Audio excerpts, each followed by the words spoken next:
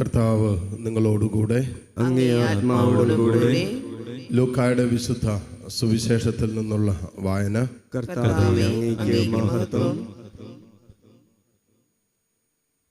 അധ്യായം 6, 27 മുതൽ 38 വരെയുള്ള തിരുവചനങ്ങൾ.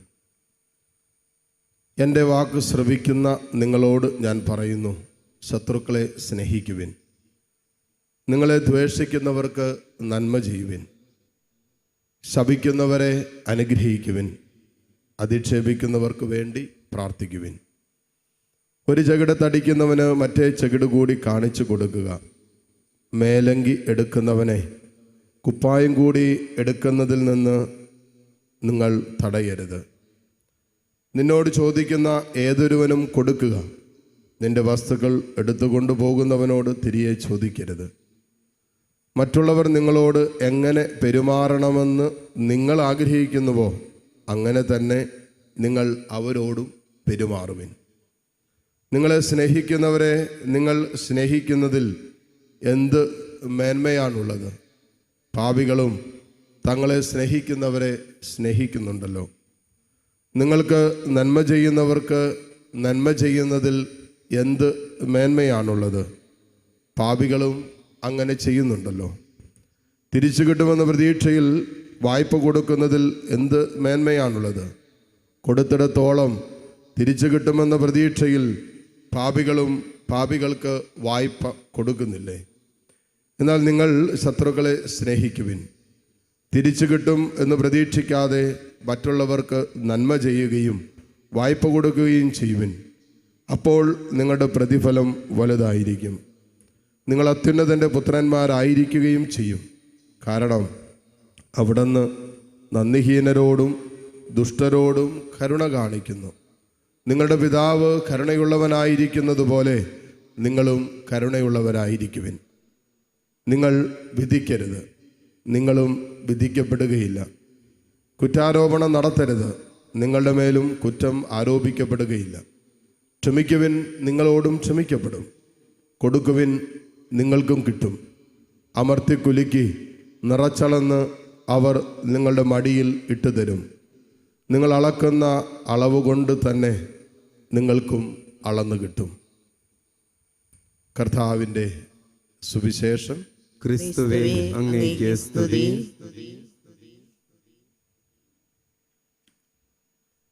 മിശിഹായിൽ ഏറ്റവും സ്നേഹമുള്ള മാതാപിതാക്കളെ, സഹോദരി സഹോദരങ്ങളെ,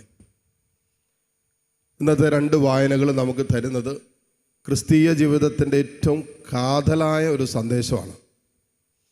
അതായത് ആദ്യ വായനയിൽ നമുക്ക് യഥാർത്ഥത്തിൽ സ്വന്തമാക്കിയിരിക്കേണ്ട അറിവിനെക്കുറിച്ചും, സുവിശേഷത്തിലേക്ക് വരുമ്പോൾ ആ അറിവ് നമ്മുടെ ജീവിതത്തിൽ വരുത്തുന്ന അസാധാരണമായ മാറ്റത്തെക്കുറിച്ചുമാണ് ഇന്നത്തെ വായനകൾ നമ്മൾ ഓർമ്മപ്പെടുത്തുക.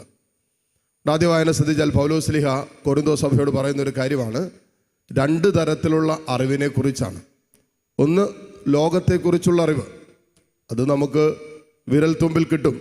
മൊബൈൽ എടുത്തു കഴിഞ്ഞ് ലോകത്തിലെ ഏത് കോണിലും സംഭവിക്കുന്നത്, ലോകത്തിൻ്റെ ഏത് വിവരവും നമ്മുടെ വിരൽ തുമ്പിൽ നമുക്ക് സാധ്യമാണ്. അത് ലൗകിക വിജ്ഞാനം എന്ന് പറയും, ലോകത്തെക്കുറിച്ചുള്ള അറിവ്. ആ അറിവ് നമ്മളിൽ സംഭവിക്കുന്നത് എന്നാണെന്നറിയാമോ? അത് നമ്മളിൽ അഹന്ത വർദ്ധിപ്പിക്കുന്നു എന്നാണ് പറഞ്ഞാൽ, നമ്മളിൽ അഹങ്കാരം ജനിപ്പിക്കുന്നു. ഈ ഒരു അറിവ് നമ്മൾ വർദ്ധിക്കുന്നതിനനുസരിച്ച് ലോകത്തെക്കുറിച്ചും ലോകകാര്യങ്ങളെക്കുറിച്ചും ലോകത്ത് നടക്കുന്ന എല്ലാ വിഷയങ്ങളെക്കുറിച്ചുള്ള അറിവ് നമ്മളിൽ വളരുന്നതിനനുസരിച്ച് നമ്മളിൽ ഒരു അഹങ്കാരം ജനിക്കാൻ സാധ്യതയുണ്ട് എന്ന് പൗലോസ്ലീഹ പറയുകയാണ്. എന്നിട്ട് പറയാം, 2ാമത്തെ അറിവ് അത് ദൈവത്തെക്കുറിച്ചുള്ള അറിവാണ്. സത്യദൈവത്തെക്കുറിച്ചുള്ള അറിവ്, ഏക സത്യ ദൈവത്തെക്കുറിച്ചുള്ള അറിവിനെക്കുറിച്ചാണ് പൗലോസ്ലീഹ പറയുന്നത്.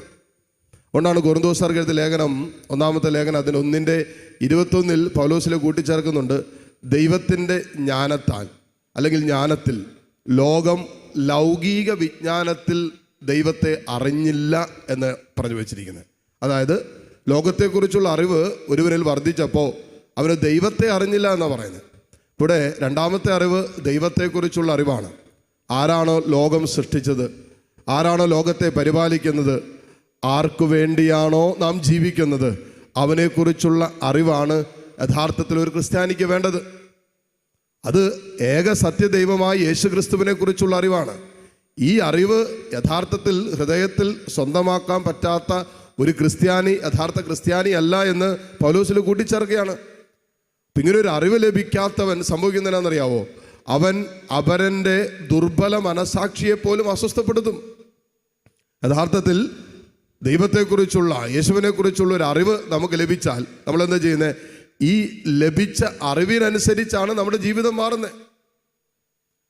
ഇപ്പൊ ലോകം മുഴുവനും യാത്ര ചെയ്യുകയും സഞ്ചരിച്ചിട്ടുള്ള ഒരാൾക്ക് ലോകത്തെക്കുറിച്ചുള്ള അറിവുണ്ട്. ഓരോ രാജ്യത്ത് നടക്കുന്ന വിഷയങ്ങളെക്കുറിച്ച്, അതിൻ്റെ നിയമങ്ങളെക്കുറിച്ച്.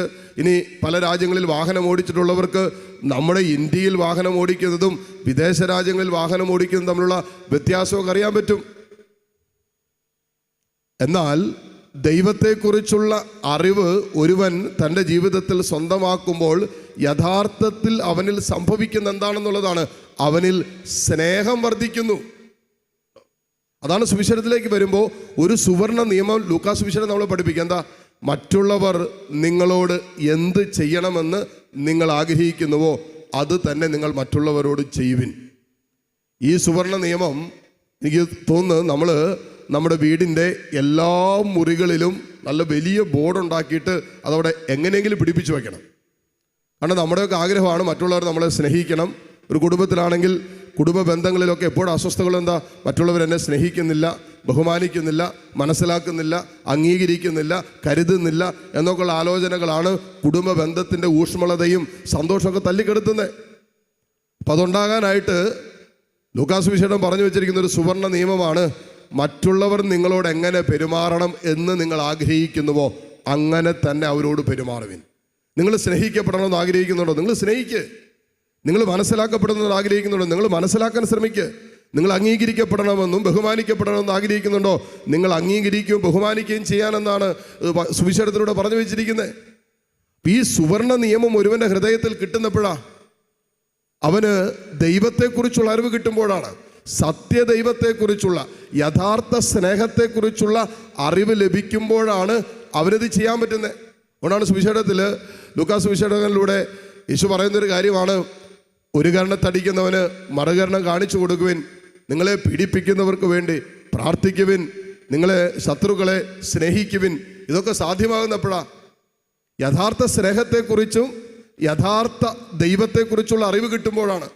ആ ദൈവം തൻ്റെ പുത്രനെ ഈ ലോകത്തിലേക്ക് അയക്കുകയും തൻ്റെ പുത്രൻ്റെ കാൽവരി യാഗത്തിൽ നമ്മുടെ പാപത്തിൽ നിന്ന് നമ്മെ വീണ്ടെടുക്കുകയും അങ്ങനെ തൻ്റെ സ്നേഹത്തിലും തൻ്റെ കാരുണ്യത്തിലും നമ്മെ സ്വന്തമാക്കുകയും ചെയ്ത ഏറ്റവും പരിശുദ്ധമായ സ്നേഹത്തെക്കുറിച്ച് ഒരുവന് അറിവ് ലഭിക്കുമ്പോൾ മാത്രമാണ് ഒരുവന് ശത്രുവിനെ സ്നേഹിക്കാൻ പറ്റുക.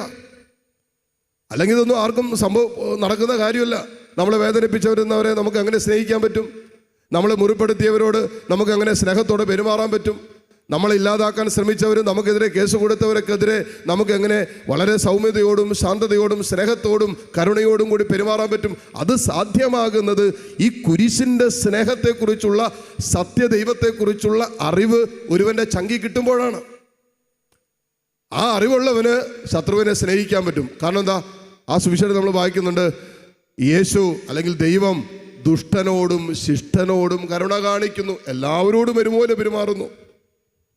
വേർതിരിവില്ലാതെ എല്ലാവരോടും ഒരുപോലെ പെരുമാറുന്ന ഒരു ദൈവത്തിൻ്റെ സ്നേഹത്തെക്കുറിച്ച് ഒരു ദൈവവൈതലിന് ആഴമായ അനുഭവം ഉണ്ടായാൽ അവന് ശത്രുവിനെ സ്നേഹിക്കുന്നതിന് ബുദ്ധിമുട്ടില്ല. മദർ തെരേസ തൻ്റെ കയ്യിൽ കാർക്കിച്ച് തുപ്പിയവനെയും സ്നേഹിച്ചു. ഗ്രഹാം സ്റ്റെയിൻ ആ കുടുംബം മുഴുവനും കത്തി അമരുമ്പോഴും അവിടെയും സ്നേഹമാണ് കാണിച്ചത്. റാണി മരിയയുടെ ഘാതകനെ അല്ലെങ്കിൽ റാണി മരിയയെ കൊലപ്പെടുത്തിയ ആ ഘാതകനോട് ആ കുടുംബാംഗങ്ങൾ അമ്മയൊക്കെ സ്നേഹത്തോടെ ക്ഷമിച്ചുകൊണ്ട് ഭക്ഷണം വിളമ്പി കൊടുത്തില്ലേ? ഇത് സാധ്യമാകണമെങ്കിൽ ഈ സുവിശേഷത്തിലൂടെ വെളിപ്പെടുത്തപ്പെട്ട നിത്യമായ സ്നേഹത്തെക്കുറിച്ചുള്ള അറിവ് നമുക്ക് വേണം. ഈ അറിവിനെ കുറിച്ചാണ് പൗലോസ്ലീഹ പറയുന്നത്. ലോകത്തെക്കുറിച്ചുള്ള അറിവ് ഈ സുവിശേഷ മൂല്യങ്ങൾ നമ്മൾ ജനിപ്പിക്കില്ല. ശത്രുവിനെ സ്നേഹിക്കാൻ ലോകം പഠിപ്പിക്കില്ല. നിന്നെ വേദനിപ്പിച്ചോ തിരിച്ച് വേദനിപ്പിക്കാനേ പറയുള്ളൂ. നിനക്ക് തല്ല് കിട്ടിയോ തിരിച്ച് തല്ലാനേ പറയുള്ളൂ. നിനക്കെതിരെ കേസ് കൊടുത്തോ, തിരിച്ച് കേസ് കൊടുക്കാനോ? ഇത് ലോകത്തിൻ്റെ അറിവാണ്. എന്നാൽ ദൈവത്തെക്കുറിച്ചുള്ള അറിവ്, സത്യദൈവത്തെക്കുറിച്ചുള്ള അറിവ്, നിത്യസ്നേഹത്തെക്കുറിച്ചുള്ള അറിവ് ഒരുവൻ്റെ ചങ്കിൽ അനുഭവമായിട്ട് മാറിയാൽ അവന് ക്ഷമിക്കുന്നതിനോ സ്നേഹിക്കുന്നതിനോ വിട്ടുകൊടുക്കുന്നതിനോ തന്നെ വേദനിപ്പിച്ചവർക്ക് വേണ്ടി പ്രാർത്ഥിക്കുന്നതിനോ ഒരു കുഴപ്പമില്ല, ഒരു ബുദ്ധിമുട്ടുമില്ല. അതുകൊണ്ട് ഈ അറിവാണ് ഒരുവൻ്റെ ജീവിതത്തെ മാറ്റിമറിക്കാൻ പോകുന്നത്. അതുകൊണ്ട് ലോകത്തെക്കുറിച്ചുള്ള അറിവ് മാത്രം പോരാ. നമ്മുടെ കാലഘട്ടത്തിൽ നമ്മുടെ പിള്ളേർക്കൊക്കെ പറ്റിയിരിക്കുന്ന ഏറ്റവും വലിയ അപകടം എന്നാണെന്നറിയാമോ? ലോകത്തെക്കുറിച്ച് മുഴുവൻ അറിയാം, ദൈവത്തെക്കുറിച്ച് ഒന്നും അറിയില്ല. ദൈവത്തെ അറിയുന്നതാണ് യഥാർത്ഥ ജ്ഞാനം എന്ന വചനം പഠിപ്പിക്കുന്നത്.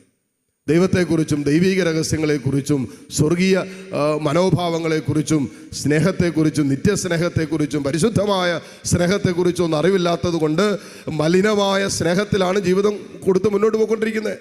പാപകരമായ സ്നേഹത്തിൽ, സ്നേഹബന്ധത്തിലാണ് ജീവിതം മുന്നോട്ട് പോകുന്നത്. കാരണം എന്താ? പരിശുദ്ധമായ സ്നേഹത്തിൻ്റെ അറിവ് യഥാർത്ഥ സത്യത്തെക്കുറിച്ചും സത്യദൈവത്തെക്കുറിച്ചും ഏക സത്യദൈവമായ യേശുക്രിസ്തുവിനെ കുറിച്ചുള്ള അവൻ്റെ കാൽവരി യാഗത്തെക്കുറിച്ചും അതിലൂടെ വെളിപ്പെടുത്തപ്പെട്ട നിത്യസ്നേഹത്തെക്കുറിച്ചുള്ള അറിവില്ലാത്തതാണ് ഈ അപകടത്തിൻ്റെ ഒക്കെ കാരണം.